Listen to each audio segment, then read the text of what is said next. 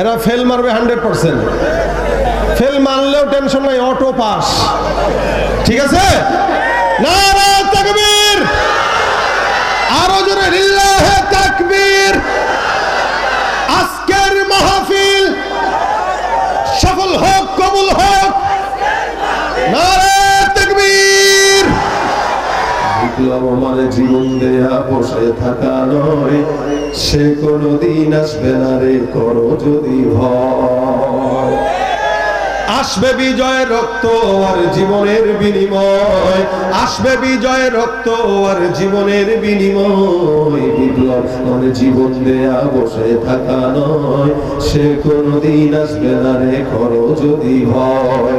লড়াইয়ের ওই ময়দানেতে যেতে তোমাকে হবে, প্রয়োজনে সব রক্তটুকু জমিনেই ঢেলে দেবে। লড়াইয়ের ওই ময়দানেতে যেতে তোমাকে হবে, প্রয়োজনে সব রক্তটুকু জমিনেই ঢেলে দেবে। তবুও তোমায় লড়তেই হবে, মানবে না পরাজয়। ঠিক কিনা? তবুও তোমায় লড়তেই হবে, মানবে না পরাজয়। বিপ্লব মানে জীবন দেয়া বসে থাকা নয়, সে কোনদিন আসবে না রে করো যদি ভয়। কাকে ভয় পাবো? জোরে জোরে বলেন, কাকে? শেষ পর্যন্ত থাকবেন তো? মোনাজাত ধরে যাবেন তো? আমরা ঢাকার আলোচক, বেশি আলোচনা করি না, টেনশন নাই, কম আলোচনা করি। অল্প আলোচনা হবে, আমলের নিয়তে শুনবো ইনশাআল্লাহ। আলোচনা হবে কম, আমল হবে বেশি। কথা বলেন, কি হবে বেশি? আমল হবে বেশি ইনশাআল্লাহ। তবে যেগুলো আমি বলবো, আল্লাহ যেন আগে আমাকে আমল করার তৌফিক দেয়, তারপর আপনাদের সবাইকে দেয়। কষ্ট হবে না তো ইনশাআল্লাহ? আপনাদেরকে একটা কষ্ট দিব, খালি মাঝে মাঝে খোঁচাবো, একটু জবানটা খুলবেন। এটা কেন? আচ্ছা, ফুটবল খেলা হয় না, ক্রিকেট খেলা হয় না, সব ওই যখন গোল দেয় ওদের বলতে হয় না যে তোমরা একটু বলো গোল দিছি, এটা বলা লাগে না। গোল দিতে দেরি, চিল্লাইতে দেরি না। আমাদের দেশে ফুটবল প্রেমিকরা পতাকা বানায় এক একটা 10 কিলোমিটার। কি দেখেন না আপনারা? কথা কয় না, দেখছেন নি? ফুটবল খেলে পাগলে হলো 10,000 মাইল দূরে, আর আরেক পাগল যশোরের মাটিতে বসে বসে চিৎকার দেয়। কি বলেন, ঠিক না? ফুটবলের জন্য যদি গলার আওয়াজ ভাঙতে পারে, ক্রিকেটের জন্য যদি গলার আওয়াজ ভাঙতে পারে, আল্লাহর জন্য, আল্লাহর প্রেমে গলাটা আজকে ভাঙতে পারবো তো ইনশাআল্লাহ। আল্লাহ কবুল করুন। বেশি কষ্ট দিব না, অল্প, খালি মাঝে মাঝে একটু আমার সাথে দিবেন আর কি, না মুজাকারা। আমিও বলবো, আপনারাও বলবেন।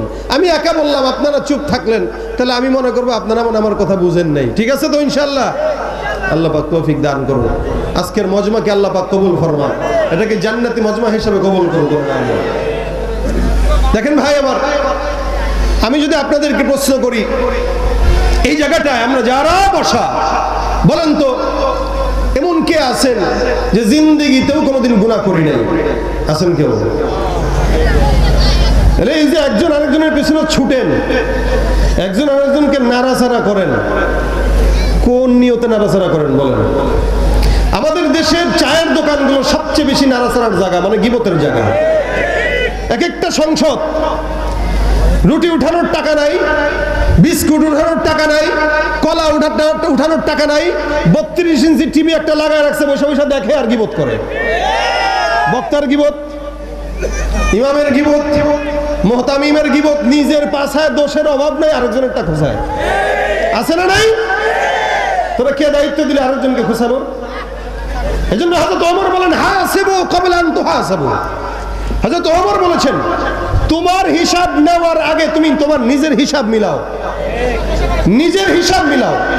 যার নিজের হিসাব যে মিলায়, ও জান্নাতে যাওয়ার পর ফেরেশতাদের হিসাব মিলানোর আগেই তার জান্নাত হয়ে যাবে। হাসিবু ক্বাবলা আন তুহাসাবু। হিসাব মিলান, অন্যেরটা নয়, নিজেরটা। কারটা? নিজেরটা। নিজেরটা মিলান। অন্যের গীবত শিকায়াত করে, প্রতিহিংসা করে, পরনিন্দা করে এতটুকুন ফায়দা হবে যে নিজের আমল সব বরবাদ করবেন।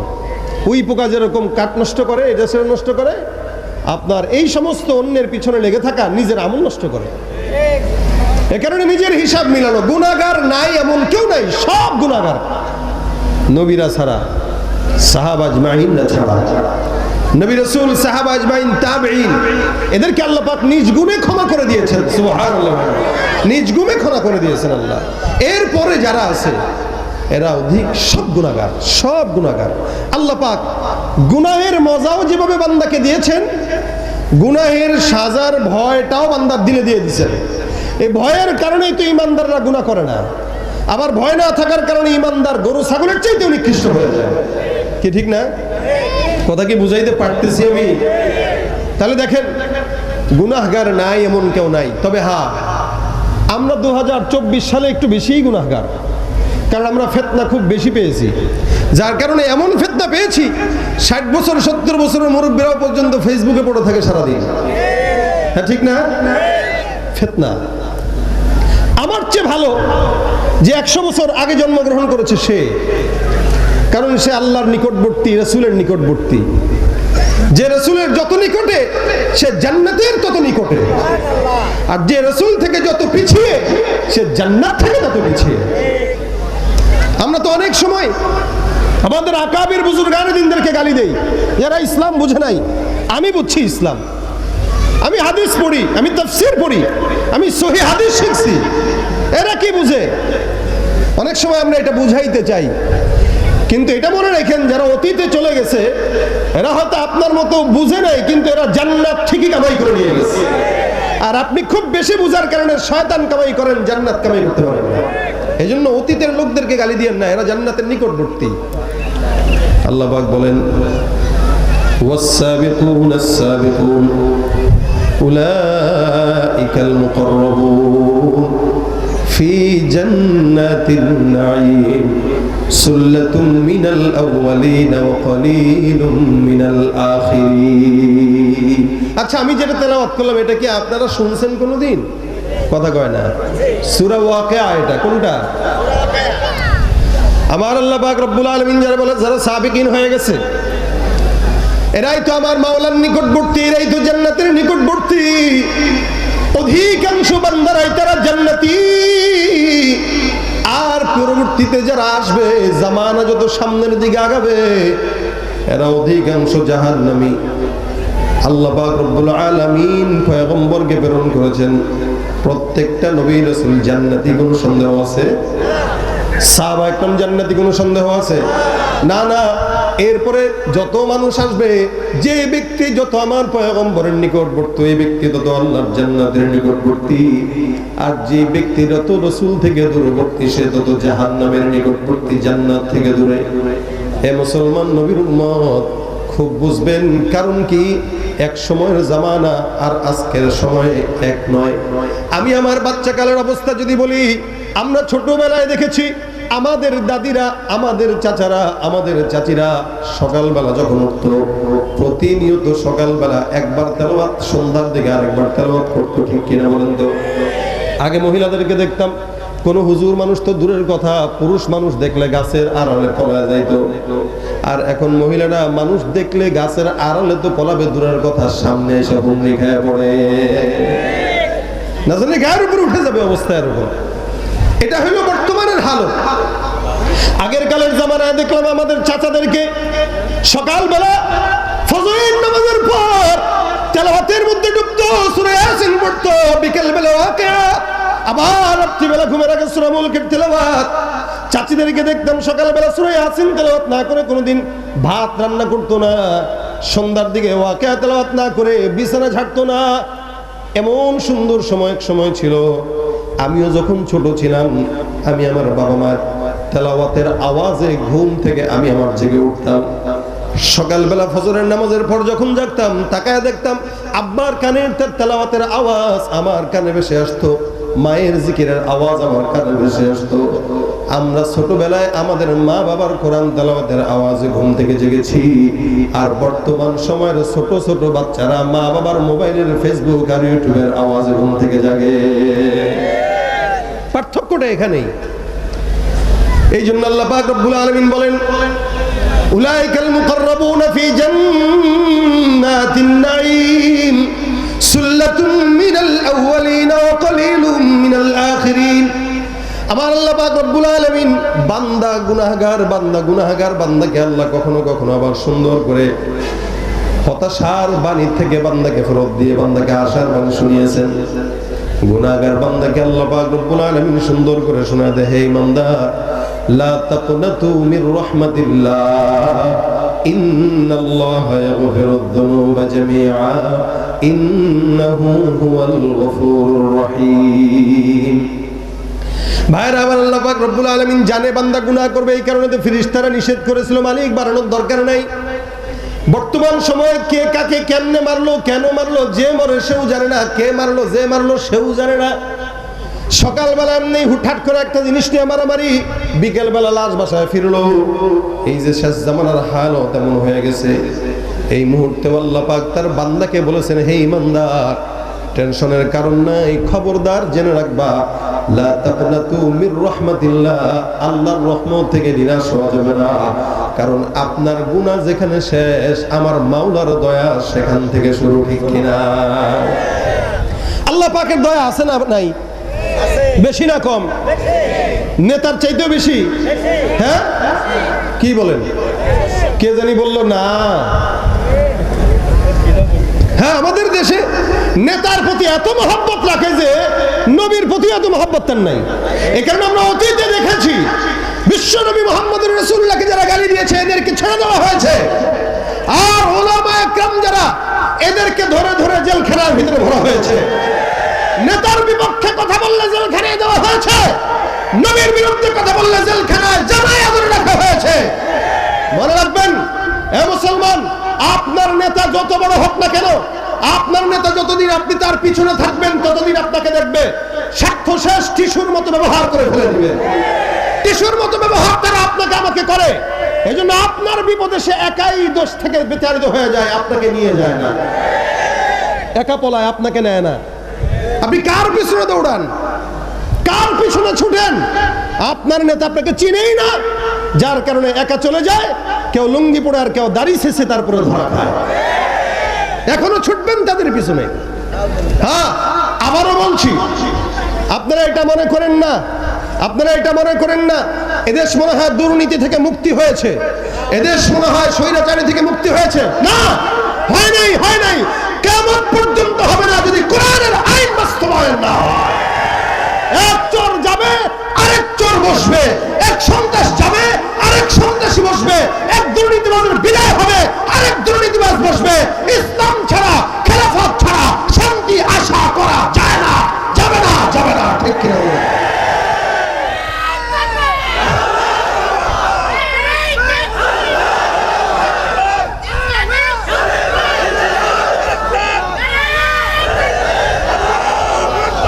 যে দেশের সংবিধানে বিসমিল্লাহ থাকে লেখা, সে দেশের সংসদে আমাদের আইন বৈধ রাখা। যে দেশের সংবিধানে বিসমিল্লাহ থাকে লেখা, সে দেশের সংসদে হয় মোদের আইন বৈধ রাখা। বলো না কাকে রেখে কাকে ছেড়ে বলবো কথা, বলো না কাকে রেখে কাকে ছেড়ে বলবো কথা। সবই তো নাচের পুতুল মার্কিন হলো আসল হোদা, সবই তো মাছের পুতুল দিল্লি হলো আসল হোদা।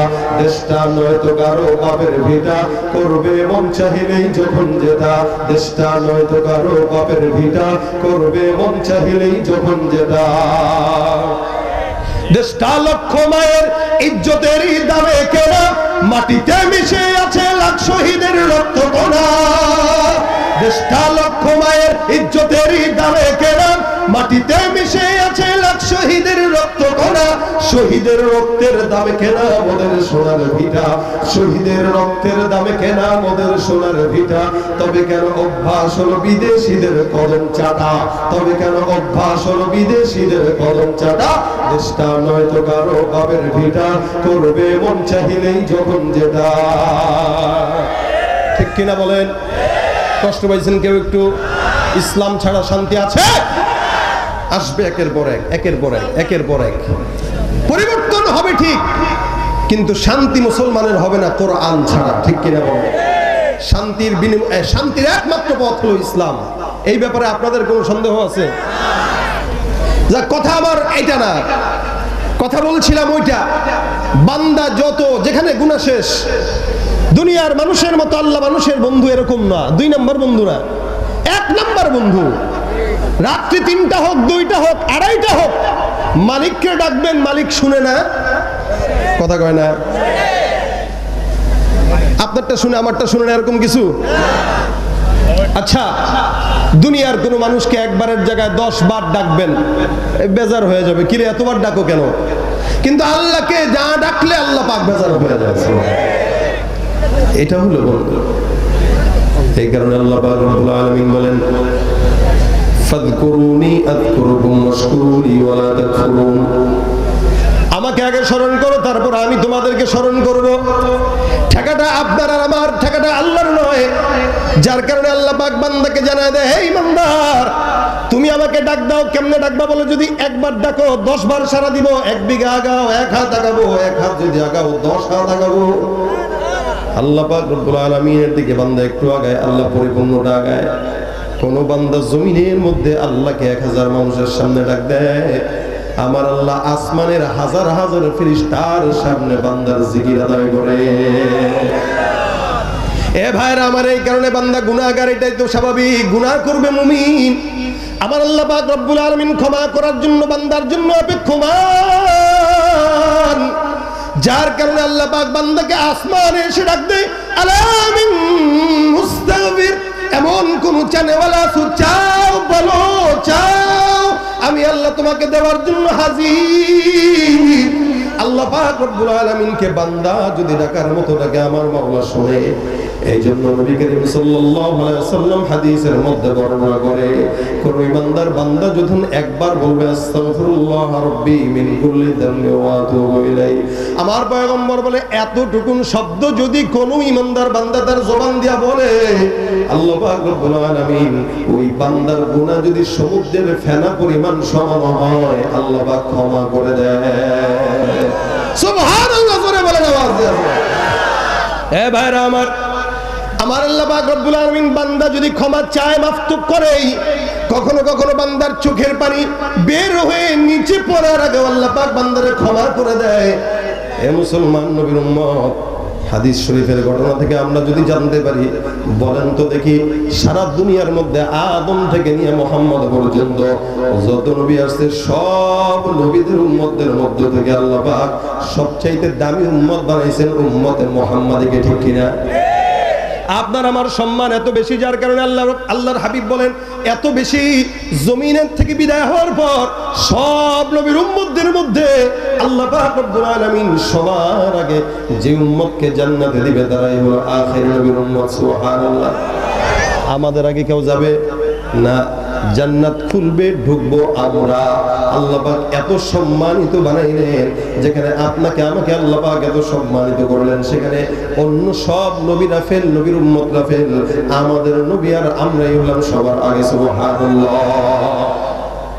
আল্লাহর হাবিব সাল্লাল্লাহু আলাইহি ওয়াসাল্লাম হাদিসের মধ্যে ঘটনা বর্ণনা করেন, নবী করিম সাল্লাল্লাহু আলাইহি ওয়াসাল্লাম বলেন, আগের কালের বনি ইসরাইলের জামানার ঘটনা। একজন লোক ছিল গুনাহগার, এত বড় সন্ত্রাস, প্রতিনিয়ত খালি মানুষকে খুন করতো, যাকেই পাইত তাকেই খুন করতো। এখানে এমন কেউ আছেন যে খুন করছেন? হ্যাঁ, থাকলেও বলবে না, বলবে? থাকলেও বলবে না, কিন্তু রাজনৈতিক কন্দলে ঠিকই একটা একটা পিটাইছে না? তাই খুন করে নেওয়ালা লোক অনেক আছে। এই লোক আজীব লোক, সে একটা না দুইটা না, 99টা খুন করছে। কয়টা? 99টা। আচ্ছা কোন দেখি, যে এই লোক 99টা খুন করছে, এটা কয়বার মিনিমাম ফাঁসি দেওয়া দরকার ছিল? 99 বার। তা 99 বার ফাঁসি দেওয়ার আসামি। হঠাৎ করে মাথার মধ্যে আসছে, মালিক এত অন্যায় করলাম, এত গুনাহ করলাম, আল্লাহ মেহেরবানি করে আমারে মাফ করে দিও। একটু ইহসাস আসছে ভিতরে। আল্লাহর বান্দাটা গেছে একটা আবেদের কাছে। আবেদ বুঝেন নিয়ে ইবাদত করে যারা, আবেদ, আলেম না আবেদ। মনে রাখবেন, ইলম ছাড়া আবেদের দাম নাই। আল্লাহর হাবিব সাল্লাল্লাহু আলাইহি ওয়াসাল্লাম বলেন, এ মুসলমান যত আবেদ হোক না কেন, 1000 আবেদের চাইতেও একজন আলেম আল্লাহর দরবারে অনেক দামি। সুবহানাল্লাহ বিহামদিহি। আবেদের কাছে গেছে, যে বলে, ভাই আমি তো খুন করছি ভাই 99টা, এখন মনে চাইতেছে একটু আল্লাহর কাছে মাফটাফ চাই। আল্লাহ কি মাফটাফ করবেনি আমারে? একটু বলে দেখবেন নি? আবেদ ডাক দেখে, ইন্না লিল্লাহ, করছে কি?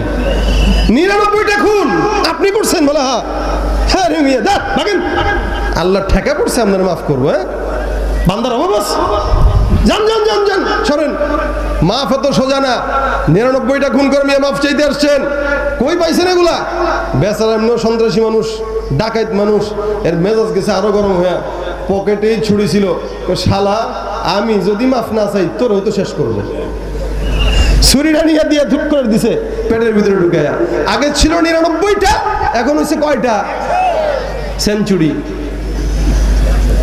এখন তো সেঞ্চুরি করার পরে কয় ইন্না লিল্লাহ। এটা তো আর ক্রিকেটের রান না যে করলে পুরস্কার আছে, এটা তো খবর আছে। এখন মনে মনে আবার ডাক ডাক আস্তাগফিরুল্লাহ, কি করে ফেললাম এটা আমি, আহা মাথা গরম করে ফেলছি। তাই না? এবার আরেকজনের কাছে যায়, এবার আরেকজন আলেমের কাছে গেলেন, যাওয়ার পরে ডাক দিয়া বলতেছেন, হুজুর গুনাহ করলাম, এত এত গুনাহ করলাম যে গুনার কোনো শেষ নাই। বলেন তো দেখি, 99টা খুন করছিলাম, খুন করার পরে একজন আবেদের কাছে গেছি মাফ চাওয়ার জন্য, এটা কইছে মাফ পামু না, মেজাজ গরম হয়ে গেছে, ওইটারও খুন করে দিচ্ছে। 100টা পূর্ণ করে আপনার সামনে আসলাম, বলেন দেখি মাফ পাবো কিনা। হুজুরে কয় অবশ্যই অবশ্যই, টেনশনের কারণ নাই, 100% কোনো সমস্যা নাই, আমার আল্লাহ মাফ করে দিবে। 100টা খুন করছি মাফ করবে তো? অবশ্যই করবে। আরে একজন ইমানদার যদি খালি নিয়ত করে, নিয়ত নেকের নিয়ত করে, তবু আল্লাহ পাক তাকে একটা নেকি লিখে দেয়। করে নাই এরপর লিখে দেয়। কেউ যদি নেক কাজের নিয়ত করে কিন্তু করে নাই, আল্লাহ রাসূল বলেন কাতাবাল্লাহু লাহু হাসানাতান কামিলা, পরিপূর্ণ একটা নেকির সওয়াব তার আমলনামায় লেখা হয়ে যায়। এ ভাইরা আমার, এই বেচারা নিয়ত করলো আল্লাহর দরবারে, আল্লাহ অনেক গুনাহ হয়ে গেছে মালিক, মাফ চাওয়ার জন্য আসছি, হে হুজুর বলেন তো কই যাওয়া যায়? হুজুর ডাক দেয়া কয়, অমুক এলাকায় এমন একজন বুজুর্গ আছে, আপনি তার কাছে যাবেন, তার হাত ধরে আল্লাহর কাছে মাফ যাবেন আর বায়াত হবেন, আল্লাহ পাক ক্ষমা করে দিবে ইনশাআল্লাহ। একটু তার কাছে যা দোয়া চান আর তার হাতে বায়াত হয়ে মুসলমান হয়ে যান, ভালো হয়ে যান। মনে করেন উদাহরণত এটা যশোর শহর না, এটা শহর।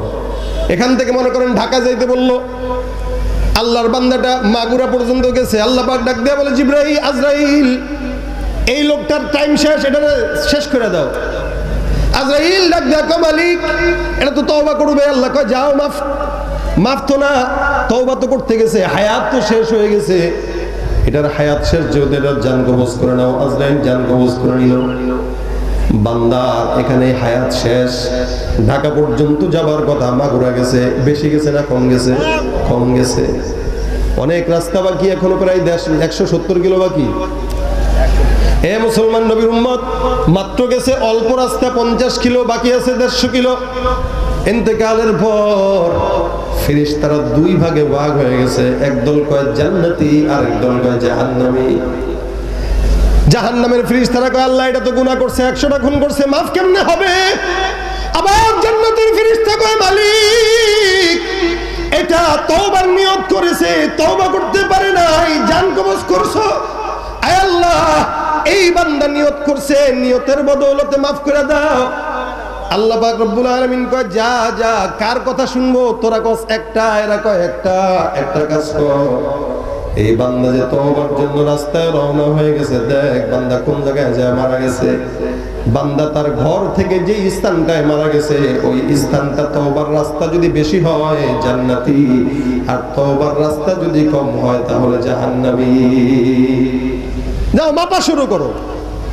আল্লাহ পাকের আদেশে ফেরেশতারা রাস্তা মাপা শুরু করে দিল। ফেরেশতারা মাপা শুরু করলো এদিক দিয়ে। আচ্ছা বলেন তো জমিনটা কার?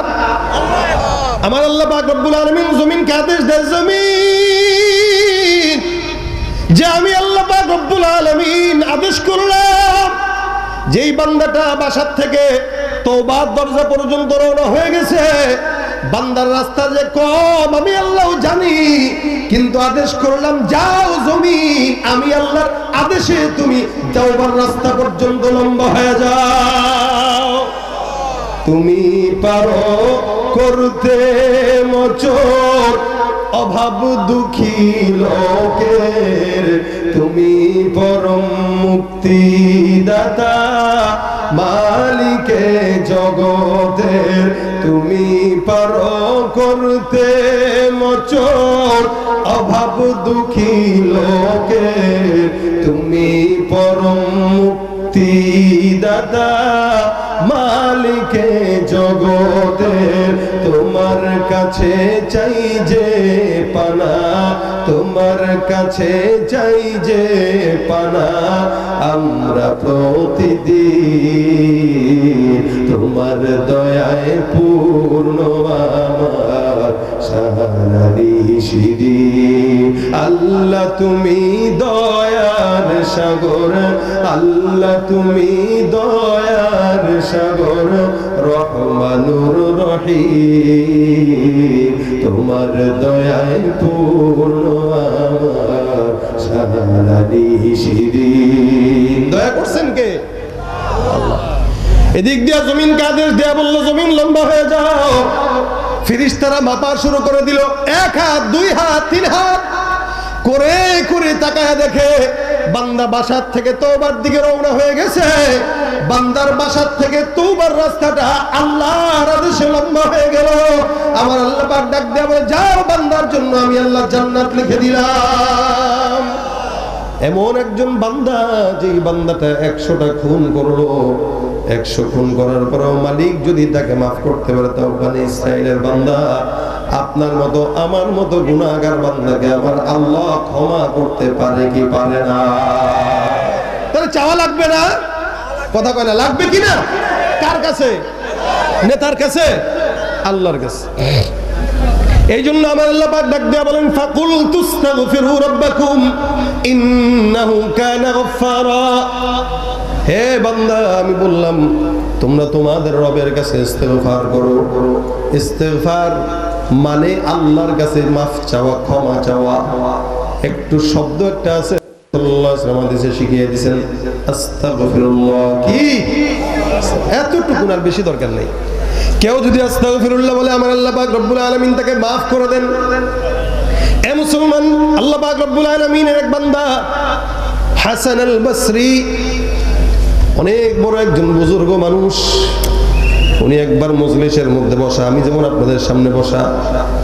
মজলিসের মধ্যে বসে আছেন দূর থেকে একজন বান্দা আসলেন ডাক দেয়া বলেন হুজুর আমি অনেক গুনাহগার গুনাহ করতে করতে পাহাড় সমান গুনাহ হয়ে গেছে আমি জানি না মাফ পাবো কিনা এমন একটা ছোট্ট আমল শিখিয়ে দেন যে আমলের কারণে আল্লাহ আমাকে ক্ষমা করে দিবেন কি নিয়ে আসছেন গুনাহগার গুনাহগার হাসান বসরি ডাক দেয়া বলেন যাও যাও গুনাহগার যদি হও ইস্তেগফার পড়ো ইস্তেগফার কি পড়বে বলেন তো গুনাহগার বান্দা গুনাহের জন্য আসছে যে হুজুর এমন কোন আমল শিখিয়ে দেন যে আমলটার কারণে আল্লাহ পাক maaf করবে হাসান বসরি ডাক দেয়া বলতেছেন যাও যাও ইস্তেগফার আদায় করো হঠাৎ করে তাকায় দেখে 2 নাম্বার আরেকজন বান্দা আসছে এসে ডাক দেয়া কয় হুজুর আসমান থেকে বৃষ্টি বন্ধ হয়ে গেছে যার কারণে ফসল হয় না এমন একটা আমল শিখিয়ে দেন যে আমলের কারণে আসমান থেকে বৃষ্টি আসবে হাসান বসরি ডাক দেয়া বলেন যাও ইস্তেগফার করো যাও প্রথম জন যে আসছে গুনাহ মাফের জন্য তাকেও কি বললো ইস্তেগফার দ্বিতীয় যে আসছে আসমান থেকে বৃষ্টি নাই তাকে কি বলছে ইস্তেগফার তৃতীয় জন আরেকজন আসছে সেটা দেখো হুজুর আমার সম্পদ নাই অভাব টাকা পয়সা নাই গোস্ত খাইতে পারি না ডিম কিনে খাইতে পারি না আগে তো ডিম ছিল 12 টাকা পিস এখন হয়ে গেছে 16 টাকা বাড়ছে না কথা কয় না বাড়ছে না তাহলে যে বললেন পরিবর্তন পরিবর্তনে দেশে হবে না ও যারাই বসাবেন এরকমই হবে ঠিক কিনা বলেন সেদিন একজন দোকানদার বলতেছে হুজুর ভালো কথা আগে মানে কি বলে চান্দা দিতাম দিনে 200 টাকা এখন তো বরকত হয়েছে এখন 300 টাকা বরকত হয়েছে না তাহলে ভণ্ডামি দিনে দিনে থাকবে যুগে যুগে থাকবে এই কারণে ইসলাম ছাড়া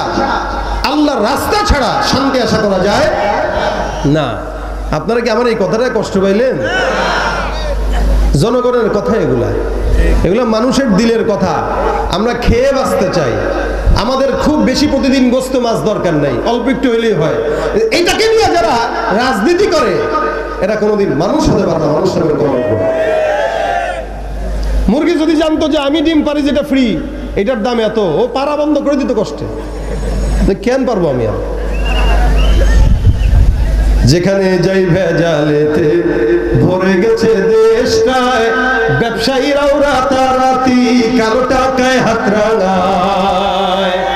ভেজাল থেকে বাঁচতে হলে, ভেজাল থেকে বাঁচতে হলে খোলা রাখো কান, ওরা শিক্ষিত শয়তান, ওরা শিক্ষিত শয়তান। ঠিক কিনা?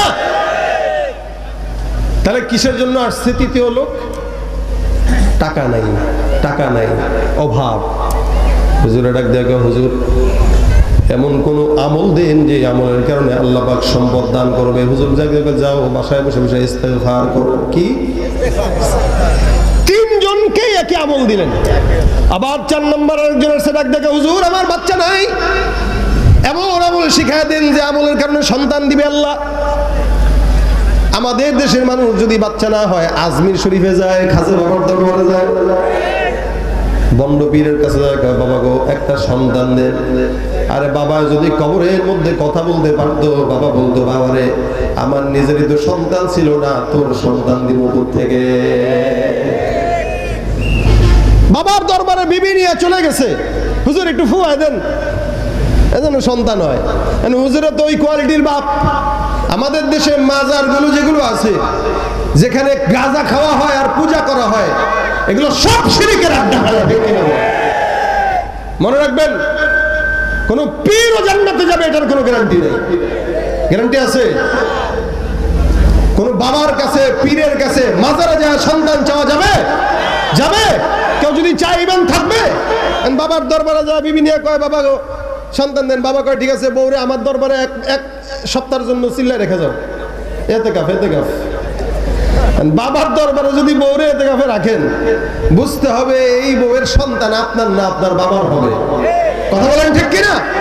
এই কোন সবার জন্য বলতেছি, কোন মাজারে ফাজারে বাবা, খাজা বাবা, ভণ্ড বাবা, পীর বাবার কাছে সন্তান চাওয়া জায়েজ নাই। চাইতে হবে কার কাছে?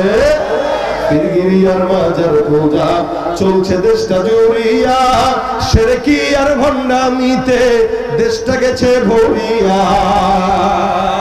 পীরগিরিয়ার মাজার পূজা চলছে দেশটা জুড়িয়া, শিরকি আর ভণ্ডামিতে দেশটা গেছে ভরিয়া। গাজার কলকিটান মারিয়া, গাজার কলকিটান মারিয়া দেখায় খাজার শান, ওরা শিক্ষিত শয়তান, ওরা ওরা শিক্ষিত শয়তান, ওরা দুর্নীতির ওই আখড়ায় বসে, দুর্নীতির ওই আখড়ায় বসে জাহির করে জ্ঞান, কলম দিয়ে কামায় টাকা ধরে সাধুর ভাব। ওরা শিক্ষিত শয়তান, ওরা ওরা শিক্ষিত সন্তান, ওরা শিক্ষিত শয়তান। আলেম নামেও কত দেখো টাকার মোহে পড়িয়া, স্বার্থের পিছে দৌড়াইতেছে কোরআন হাদিস ছাড়িয়া। আলেম নামেও কত দেখো টাকার মোহে পড়িয়া, স্বার্থের পিছে দৌড়াইতেছে কোরআন হাদিস ছাড়িয়া। জিহাদ ছেড়ে কেউ বা ধরছে, জিহাদ ছেড়ে কেউ বা ধরছে দরবেশের ভান। ওরা শিক্ষিত শয়তান, ওরা শিক্ষিত শয়তান, ওরা শিক্ষিত শয়তান। ওরা কি? জোরে বলেন কি? বার আমার সন্তান চাবো কার কাছে? টাকা চাবো কার কাছে? বিপদ আসলে চাবো কার কাছে? বৃষ্টি না আসলে চাবো কার কাছে? হাসান বসরির কাছে ডাইরেক্ট দিয়ে বলো, হুজুর আমার টাকা নাই, ইস্তেগফার পর, গুনাহ হইছে ইস্তেগফার পর, সন্তান নাই ইস্তেগফার পর। আরেকজন এসে বলে ডাক দেয়া, হুজুর আমার বাগান নষ্ট হয়ে গেছে, বাগান নষ্ট হয়ে গেছে, যার কারণে ফসল হয় না, ভালো মতো ফল ধরে না। হাসান আল বসরি বলে, যাও যাও বাসায় যায় ইস্তেগফার আদায় করো। পাশ থেকে খাদেম ডাক দেওয়া, কয় হুজুর এটা কি ধরনের কথা? আপনি কি আমল টামল আর পারেন না? যেই জিজ্ঞাসা করে খালি ইস্তেগফার, সহজ ভাষায় ইস্তেগফার ইস্তেগফার ইস্তেগফার। হাসান আল বসরি ডাক দিয়া বলতেছেন, কষ্ট হইতেছে আপনাদের, ঘুম আসতেছে আপনাদের, হাতটা তুলেন সবাই, লিল্লাহি তাকবীর। সজাগ আছেন তো নাকি? হাসান বসরি ডাক দিয়া বলতেছে, আমি যে আমলটা দিলাম এটা আমার কোন নিজস্ব আমল নয়, আমি যে আমলটা দিলাম এটা আমার ব্যক্তিগত বানানো আমল নয়, ব্যক্তিগত বানানো আমল দেওয়ার চাইতে আল্লাহর আমলের কাম বেশি না কম? আল্লাহ পাক রব্বুল আলামিন কোরআনে বলেন ফাকুল তুস্তাগফিরু রাব্বাকুম ইন্নাহু কানা গাফফারা ইউরসিলিস সামাআ আলাইকুম মিদরারা ওয়া ইউমদিদুকুম বিআমওয়ালিন ওয়া বানিনা ওয়া ইয়াজআল লাকুম জান্নাতিন ওয়া ইয়াজআল লাকুম আনহারা। আল্লাহু আকবার, আল্লাহু আকবার। হাসান বসরি ডাক দিয়া বলতেছে, এই আমার আল্লাহ পাক কোরআনের মধ্যে সুন্দর করে বর্ণনা করেছেন, কোন বান্দা যদি ইস্তিগফার আদায় করে, আমি আল্লাহ পাক রব্বুল আলামিন ঘোষণা করলাম যত বড় গুনাহগার হোক না কেন, ওই বান্দার গুনাহ যদি হতে হতে হতে হতে পাহাড় সমান হয়, সারা দুনিয়ার সমান হয়, সাত আসমান সাত জমিনের সমান হয়, বান্দা ইস্তিগফার করবে, আমি আল্লাহ বান্দাকে মাফ করে দিব। এ মুসলমান নবীর উম্মত, এটা আল্লাহ পাক রব্বুল আলামিনের দেয়া আমল। হাসান বসরি ডাক দেয়া কয়, 2 নম্বরে যে বান্দা আমার কাছে সম্পদের জন্য আসছে, আমার আল্লাহ পাক রব্বুল আলামিন ওই বান্দার জন্য আমল দিয়েছে। যেই বান্দাটার বৃষ্টি নাই আল্লাহর কাছে বলেছে, আমার আল্লাহ পাক রব্বুল আলামিন বলেন ইউরসিলিস সামাআ আলাইকুম মিদরারা। এ মুসলমান, কোন বান্দা যদি ইস্তিগফার পড়ে, আল্লাহ পাক রব্বুল আলামিন ওই বান্দার জন্য আসমান থেকে বৃষ্টির ফয়সালা করে দিবে। আমল কি দিছেন কে? দামি না কম? অনেক দাম না? 1 নম্বরে কি বলে, গুনাহগার হয়ে গেছে, ইস্তিগফার করো, মাফ হয়ে যাবে। 2 নম্বরে আল্লাহ পাক আসমান থেকে বৃষ্টি দিবে। 3 নম্বরে যে লোক আসলো টাকা নাই, ওই লোকরে কেন বলছি? আল্লাহ পাক বলেন ইউমদিদুকুম বিআমওয়াল, সম্পদ নাই, আল্লাহর কাছে ইস্তিগফারের আমল করো, আমার আল্লাহ নিজ গুণে বান্দার রিজিকের ফয়সালা করে দিবে। দান দাবি না কইরা ইস্তিগফার করেন, টাকা দিবে আল্লাহ। ওই অযথা আরেকজনের পকেট মারে, এর পকেটে চুরি করে, ওর দোকান চুরি করে, মানে বড় লোক হয়ে যাবে, আজীবন চোরই থাকে, বড় লোক হতে পারে না। আর আমাদের দেশে তো 2 টাকার পকেট মারলে পাইলে থতনা ফাটায় ফেলেন মারতে মারতে, ঠিক না? খালি যদি কোনো মতে যশোরের নিউ মার্কেটে কোনো একটা চোর ধরা পড়ছে, কি চুরি করছে, ভাই কন্যা পকেটে হাত দিছে, নিচে নি না, আল্লাহ বাঁচাইছে, টের পাইছি, তাদের মারেন কে? চোর পাইছি মারবো না? তা এই চোরে মারস, যেই চোর কোটি কোটি টাকা খরচ, কোটি কোটি টাকা আমার দেশ থেকে পাচার করে সিঙ্গাপুরে বাড়ি করে, ওই চোরকে সালাম দাও কোন যুক্তিতে, ঠিক কিনা? ধরে সমাজের এই সমস্ত চোরকে যদি মারতেন, তাহলে একটা চোরও বাংলাদেশে থাকতো না। এক চোরে মারে আর এটা যে শিক্ষিত চোর, এই কারণে। মিয়া, সবার জন্য বলছি, টাকার অভাব, ইস্তিগফার করেন, সম্পদ দেনেওয়ালা আল্লাহ, টাকা দিবে আল্লাহ। এরপরে 4 নম্বরে যে আসছে, সেখানে আসছে সন্তান নাই। আল্লাহ পাক বলেছেন ইউমদিদুকুম বিআমওয়ালি ওয়া বানিন, কারো যদি সম্পদ না থাকে, সন্তানও না থাকে, সন্তানও দেনেওয়ালা আল্লাহ, আমার আল্লাহ পাক রব্বুল আলামিন ইস্তিগফারের বদৌলতে বান্দাকে সন্তান দান করবেন। সুবহানাল্লাহ। আবার যে বান্দাটা বলেছিল আমার জান্নাত নষ্ট হয়ে গেছে, বাগান নষ্ট হয়ে গেছে, আল্লাহ পাক রব্বুল আলামিন বলেন ওই বান্দার জন্য আমি আল্লাহ বললাম ওয়াজআল লাকুম জান্নাতিন ওয়াজআল লাকুম আনহারা। ওই বান্দা যদি ইস্তিগফার বেশি বেশি করে, আমি আল্লাহ পাক রব্বুল আলামিন তার জন্য সুন্দর সুষম জান্নাতের ব্যবস্থা করে দিব। সুবহানাল্লাহ। এ ভাইরা আমার, এই জন্য দুনিয়ার জমিনে আল্লাহর মতো দামি মহাব্বতের মালিক আর কেউ নাই। সুতরাং যতই বিপদে পড়েন না কেন, গুনাহ থেকে শুরু করে যত বিপদ আছে, মুসিবত আছে, নবী করিম সাল্লাল্লাহু আলাইহি সাল্লাম বলেন, কেউ যদি মহা মুসিবতের মধ্যে পড়ে, আমাদের দেশে মামলা মুকদ্দমার ভয় আছে, মামলা মুকদ্দমা আছে, আমাদের দেশে অনেক বড় পেরেশানি আছে, ব্যবসা করতে পারে না, এদিক দিয়া সমস্যা, ওদিক দিয়া চান্দাবাজি, এই যে পেরেশানি। রাসূল বলেন মাল্লাজিমাল ইস্তিগফার জাআলাল্লাহু লাহু মিন কুল্লি হাম্মিন ফারজা। কোন ইমানদার বান্দা যদি জবানের মধ্যে ইস্তিগফার আদায় করে নেয়, যত বড় পেরেশানি দুশ্চিন্তা হোক না কেন, আমার আল্লাহ তাকে দুশ্চিন্তা মুক্ত দান করবেন। সুবহানাল্লাহ।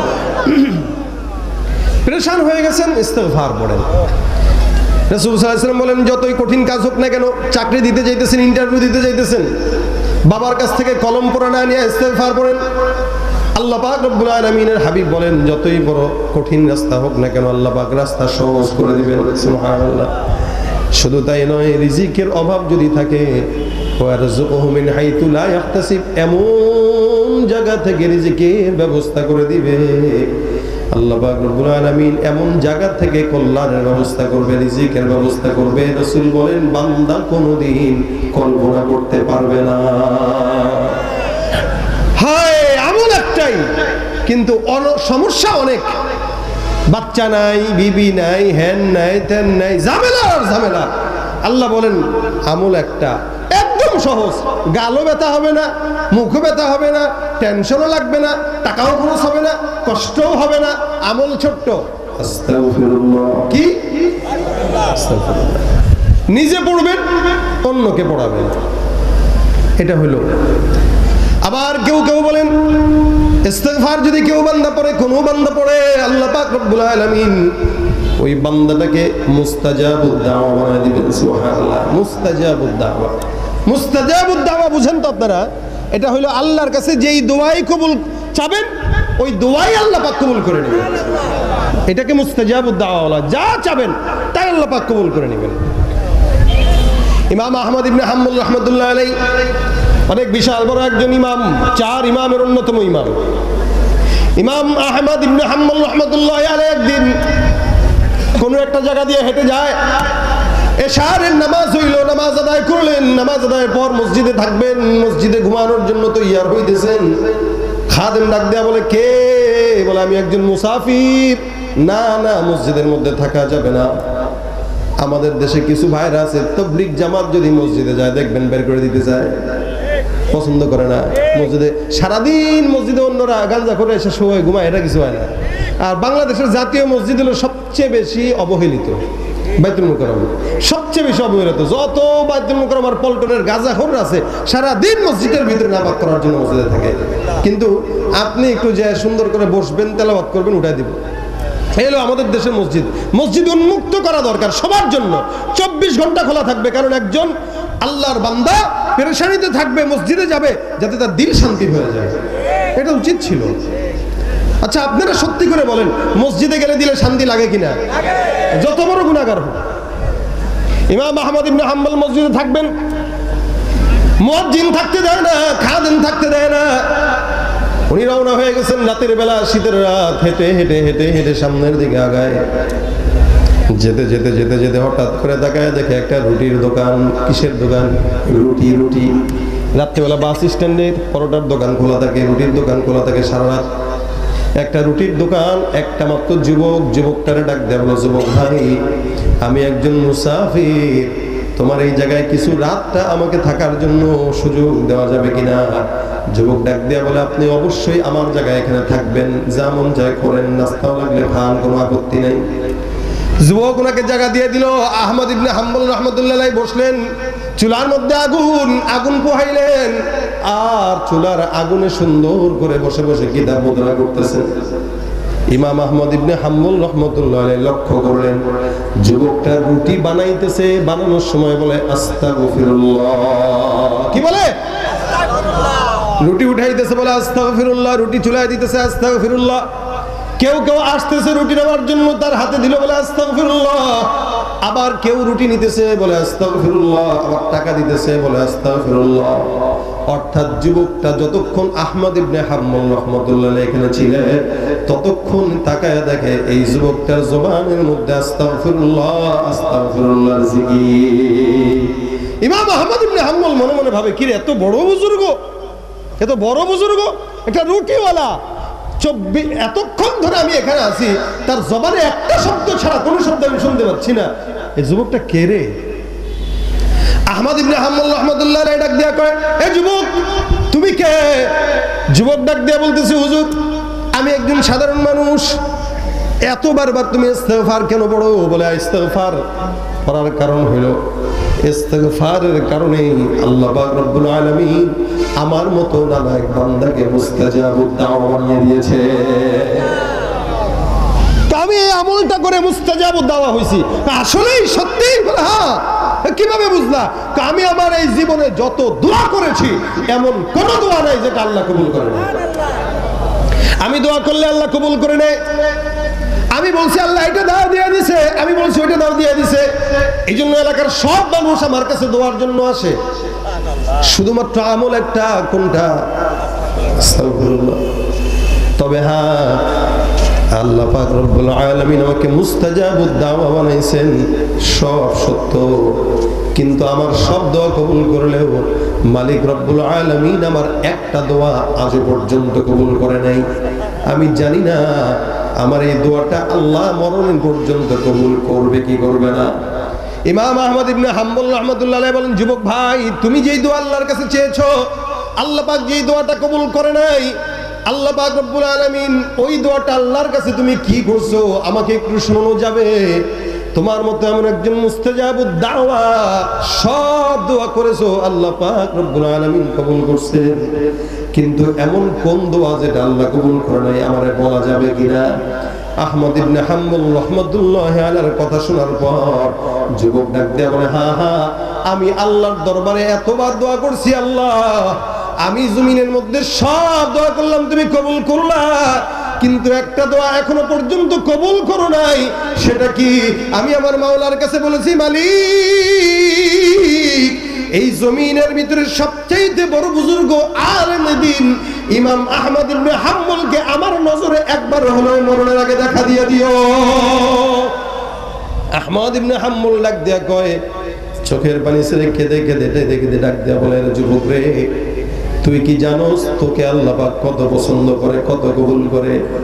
তোর সব দোয়া আল্লাহ পাক রব্বুল আলামিন কবুল করেছেন, কিন্তু যেই দোয়াটা আল্লাহ পাক রব্বুল আলামিন তুই মনে করলে কবুল করে নাই, আল্লাহ পাক তোর এই দোয়াটা সবচাইতে উত্তম ভাবে সম্মানের সঙ্গে কবুল করেছেন, যার কারণে তোর দোকানের মধ্যে ইমাম আহমদ ইবনে হাম্বলকে কান ধরে নিয়ে বসায় দিছে। হে ভাইরা আমার, ইমাম আহমদ ইবনে হাম্বল যে এটা এই যুবকটা জানে না, যার কারণে যুবক বুঝে নাই। যুবক ডাক দেখো, কি কি কি বললেন? আমার দোকানে তো আপনি ছাড়া কেউ নাই, আপনি কে? আহমদ ইবনে হাম্বল বলে, আমার নাম আহমদ ইবনে হাম্বল।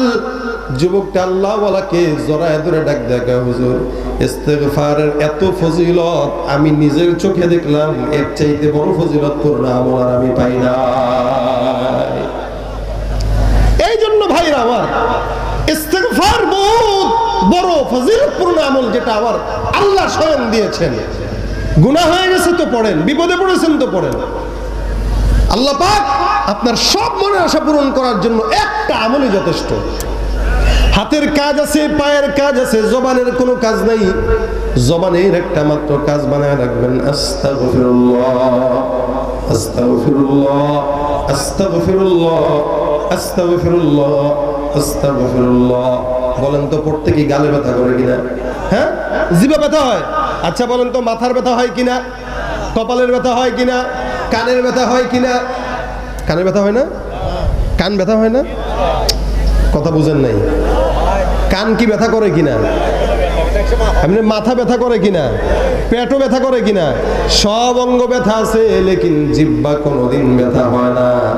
কারণ কি? জিহ্বা দিয়া বান্দা আল্লাহর নামের জিকির আদায় করে, ঠিক কিনা? ইলাহা ইল্লাল্লাহ, লা ইলাহা ইল্লাল্লাহ, লা ইলাহা ইল্লাল্লাহ, লা ইলাহা ইল্লাল্লাহ, লা ইলাহা ইল্লাল্লাহ, লা ইলাহা ইল্লাল্লাহ, লা ইলাহা ইল্লাল্লাহ, লা ইলাহা ইল্লাল্লাহ, লা ইলাহা ইল্লাল্লাহ। মজা লাগে কি লাগে না? মাওলা তোমায় ভালোবেসে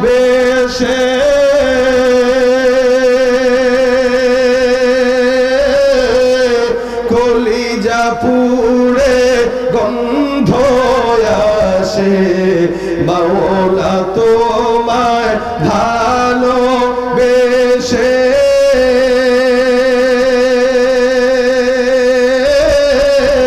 কলিজা পুড়ে গন্ধ আসে, আমি তোমার নূরে যাব মিশে তোমার নূরে যাব মিশে, দূরে ঠেলে দিও না, পুরে পুরে ছাই হইল এই যে পাগলের সিনা, মাওলার ইশকে জলে আগুন নিভাইলে যে নিভে না, পুরে পুরে ছাই হইল এই যে পাগলের সিনা,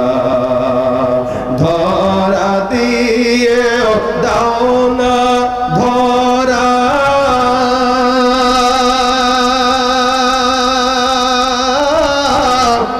কাছে থেকেও দাও না সারা, এই বুকেতে বইছে খরা, এই বুকেতে বইছে খরা, না পাওয়ারি যাত না, পুরে পুরে ছাই হইল এই যে পাগলের সিনা, পুরে পুরে ছাই হইল এই যে পাগলের সিনা।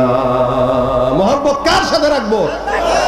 ইনশাআল্লাহ, এজন্য হাতের কাজ আছে, পায়ের কাজ আছে, আমাদের জবানের কোনো কাজ থাকে না। আমরা জবান দিয়ে যখন সময় হয় একটু আস্তাগফিরুল্লাহ আস্তাগফিরুল্লাহ আস্তাগফিরুল্লাহ বলতে রাজি আছি।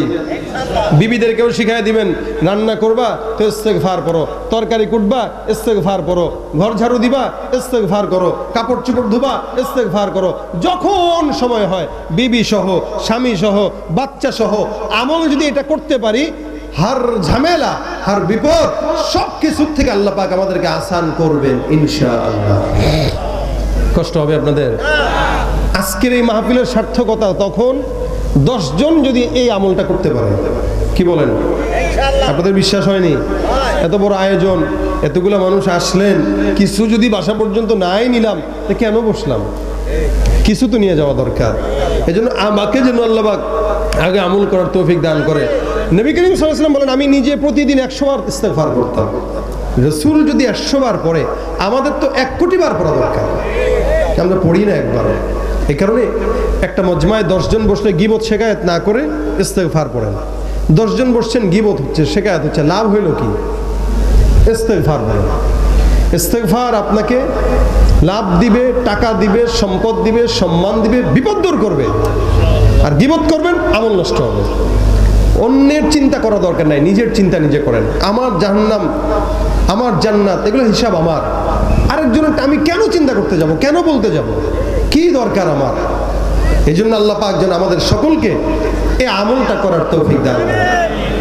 5 জন যদি হয়ে যান, মহিলাদের থেকে 5 জন যদি করেন, আপনারা যদি আবার কাউকে উদ্বুদ্ধ করেন, ইনশাআল্লাহ এই মাহফিলের সার্থকতা ওখানে।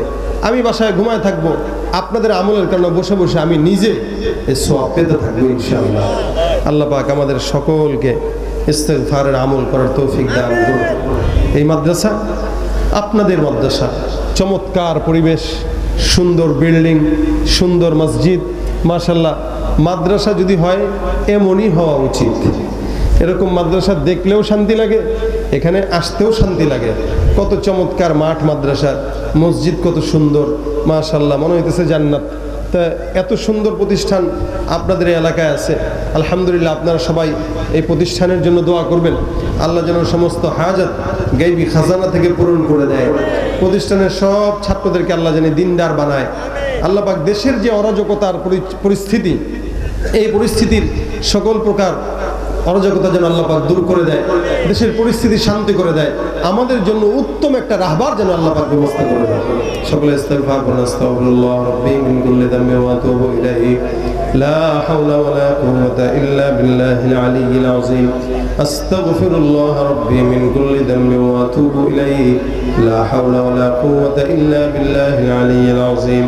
اللهم صل على محمد وعلى آل محمد كما صليت على إبراهيم وعلى آل إبراهيم إنك حميد مجيد اللهم بارك على محمد وعلى آل محمد كما باركت على إبراهيم وعلى آل إبراهيم إنك حميد مجيد সকলের জন্য দোয়া করব অনেকে দোয়া চেয়েছেন আল্লাহ পাক যেন সকলের মনের নেক আশাগুলোকে পূরণ করে দেয় اللهم أنت السلام ربنا ظلمنا أنفسنا وإن لم تغفر لنا وترحمنا لنكونن من الخاسرين ربنا فاغفر لنا ذنوبنا وكفر عنا سيئاتنا وتوفنا مع الأبرار رب اغفر لي ولوالدي وللمؤمنين يوم يقوم الحساب رب العالمين مولا মেহেরবানি করে আজকের মজমাকে কবুল ও মঞ্জুর করে নাও আল্লাহ যা আলোচনা হয়েছে আমল করার তৌফিক দান করে দাও হে আল্লাহ সকল প্রকার সওয়াবগুলো মদিনার রওজা মুবারকে পৌঁছায় দাও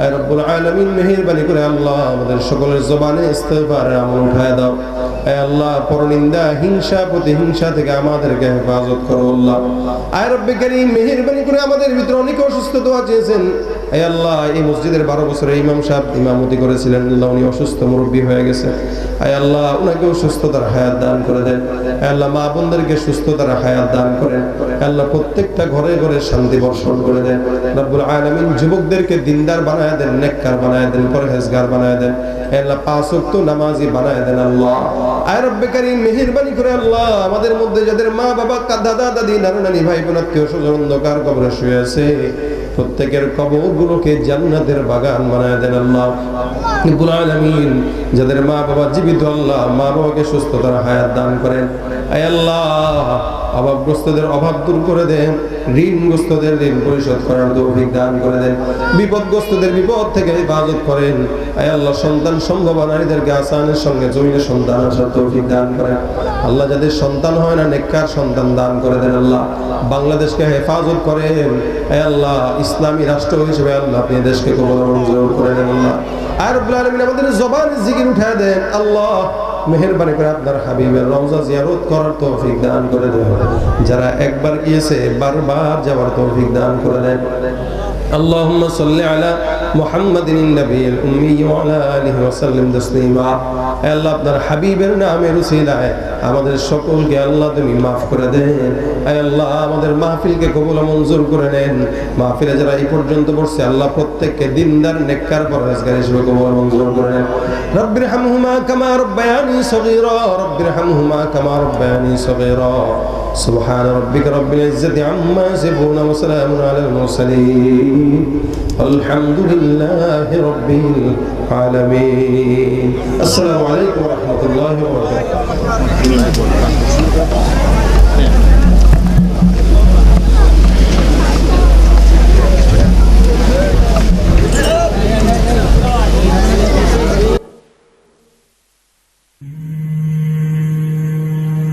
يا نفس إن لم تظفري لا تجزعي